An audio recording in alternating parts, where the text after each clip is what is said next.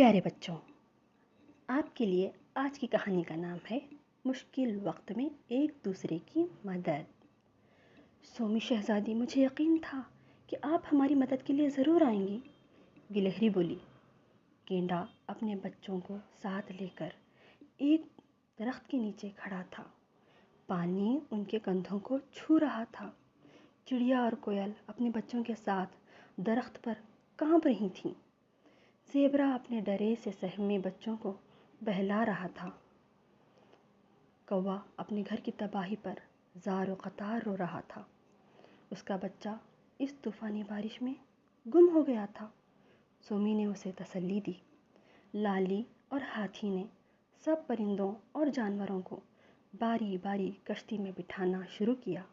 اتنے میں سومی کوے کے نیم بے ہوش بچے کو لے آئی۔ الو نے اپنی پوٹلی سے دوا نکال کے اس کے منہ میں انڈیل دی اور اسے ہوش آ گیا۔ سومی ان سب کو جنگل لے آئی جہاں خیمے لگے تھے۔ ان سب کو کھانا پیش کیا۔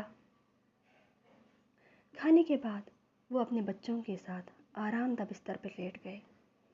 ہم نے بہت مشکل سے اپنے گھر بنائے تھے، اب دوبارہ سے ہمیں محنت کرنی ہوگی، چڑیا یہ کہہ کر رونے لگی۔ تم پریشان نہ ہو پیاری چڑیا، ہم سب تمہارا گھر بنانے میں تمہاری مدد کریں گے۔ سومی کی بات سن کر سب نے اسے تسلی دی کہ وہ پریشان نہ ہو۔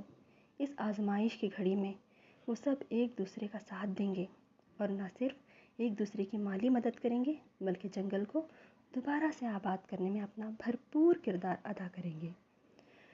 سومی جنگل کی بحالی کے بعد ہم آئندہ ہونے والی بارشوں اور سیلاب سے بچاؤ کے لیے اہم اقدامات اٹھائیں گے تاکہ ہمیں آنے والے سالوں میں ایسی تباہی کا سامنا نہ کرنا پڑے۔ انکل ہاتھی نے کہا، بالکل ایسا ہی کریں گے اور اس آزمائش کی گھڑی میں ایک دوسرے کا ساتھ نہیں چھوڑیں گے۔ زرافہ نے کہا۔ ان سب کے خیالات سن کر سومی خوش ہوئی اور جان گئی تھی کہ اس کے تمام دوست مشکل وقت میں ایک دوسرے کی مدد کا جذبہ رکھتے ہیں۔ ہر مشکل گھڑی میں ایک دوسرے کا ساتھ دینا چاہیے کیونکہ اس بات سے اللہ بہت خوش ہوتے ہیں۔